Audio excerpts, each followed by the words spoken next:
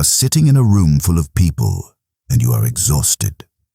Not from physical labor, but from the invisible, agonizing work of performing your own existence. Every nod, every carefully constructed sentence, every preemptive defense of your opinions, it is all a frantic tax you pay to remain visible, to remain understood. We live under the tyranny of the gaze. We are conditioned to believe that if we are not constantly broadcasting our presence, explaining our motives, and managing how others perceive us, we will somehow cease to exist. The modern tragedy is the compulsion to be an open book in a world that only reads the summary and judges the cover. Feel the anxiety of that over-explanation. The moment someone questions your choices, the sudden, desperate spike in your heart rate. The rush of words tumbling out of your mouth, attempting to build a bridge of justification to someone who never asked to cross it. You are leaking power. You are bleeding out your peace of mind, drop by drop, into the hollow vessel of public opinion.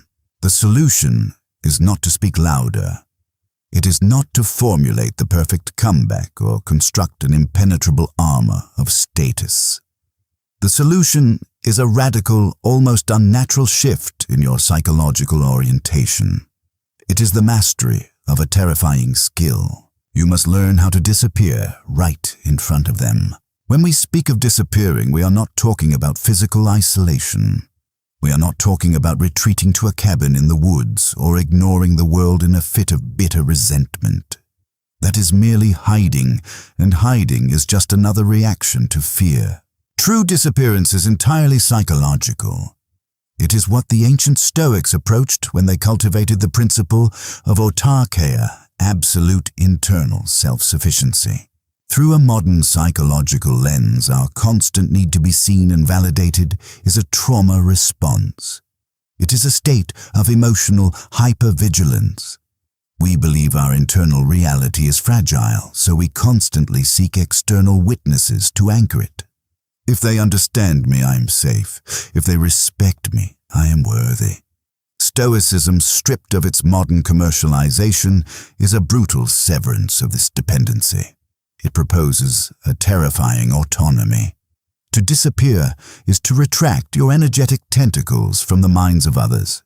It is the realization that your internal reality requires absolutely no external witness to be true. You stop being a character in their narrative, and you become the silent author of your own. Consider the psychology behind oversharing and constant accessibility. We mistake transparency for authenticity and accessibility for connection.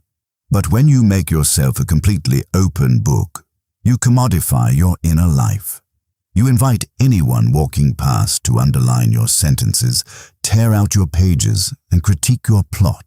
Every time you unnecessarily explain your actions, you are submitting a petition to a courtroom that has no jurisdiction over your life. You're asking for a ruling on your own existence. This is why you feel weak after a long, defensive conversation. You have just handed the gavel to someone else. Strategic invisibility means closing the book. It is the quiet, unannounced decision to stop filing petitions. When asked a probing question designed to elicit your defense, the invisible mind offers only a polite, hollow surface. That is an interesting perspective. You might say offering nothing of your own core in return. You are physically there, but your psychological center has vanished. You deny them the friction they need to strike a match. Conflict is the arena where visibility is most violently demanded.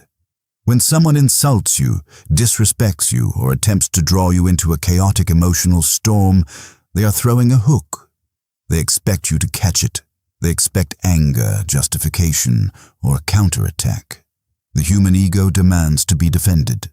But what happens when the hook sails through empty air? This is the architecture of the void.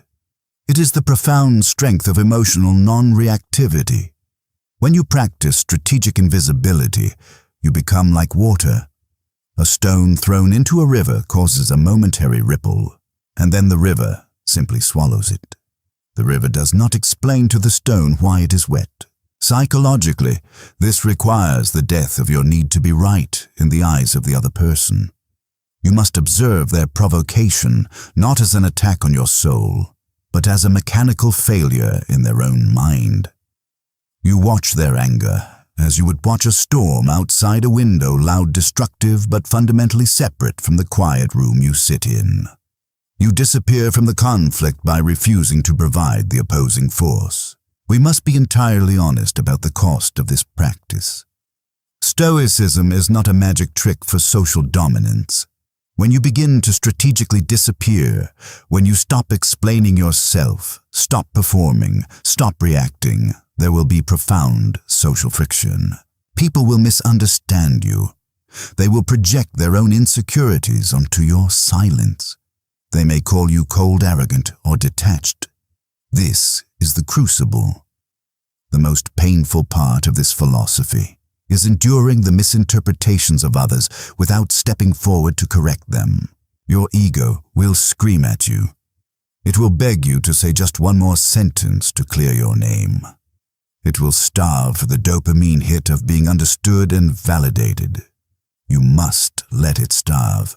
Strategic invisibility is the conscious acceptance of being the villain in someone else's story, or worse, being entirely forgotten by them because you know that their story is fiction. Your independence is bought with the currency of their approval. You cannot keep both. Eventually, a profound lightness takes hold. You become the ghost in the machine of society. You still go to work, you still converse, you still participate in the mechanics of daily life. But the heavy, dragging weight of your social avatar has been severed. You realize that 90% of what people say to you is merely them talking to themselves, using you as a mirror. By removing your reflection, you force them to face their own noise. Meanwhile, your inner world becomes a sanctuary. Your thoughts, your true opinions, your quiet joys, they belong only to you. They are no longer cheapened by display. There is no grand victory here. No crowd will ever applaud you for your silence. The moment you wish for them to notice how beautifully you have detached, you are right back in the cage. Look at the space around you. Think of the person whose opinion currently holds your mind captive.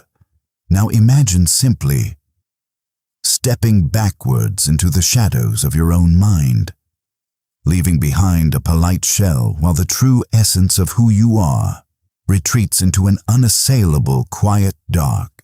You do not need to control what they think. You do not need to correct the record.